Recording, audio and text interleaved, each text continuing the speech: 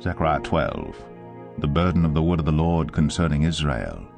Thus declares the Lord, who stretched out the heavens and founded the earth and formed the spirit of man within him. Behold, I am about to make Jerusalem a cup of staggering to all the surrounding peoples. The siege of Jerusalem will also be against Judah. On that day I will make Jerusalem a heavy stone for all the peoples. All who lift it will surely hurt themselves, and all the nations of the earth will gather against it. On that day, declares the Lord, I will strike every horse with panic, and its rider with madness. But for the sake of the house of Judah, I will keep my eyes open, when I strike every horse of the peoples with blindness. Then the clans of Judah shall say to themselves, The inhabitants of Jerusalem have strength through the Lord of hosts, their God. On that day I will make the clans of Judah like a blazing pot in the midst of wood, like a flaming torch among sheaves.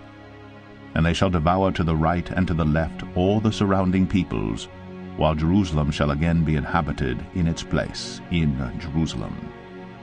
And the Lord will give salvation to the tents of Judah first, that the glory of the house of David and the glory of the inhabitants of Jerusalem may not surpass that of Judah. On that day the Lord will protect the inhabitants of Jerusalem, so that the feeblest among them on that day shall be like David, and the house of David shall be like God, like the angel of the Lord going before them. And on that day I will seek to destroy all the nations that come against Jerusalem.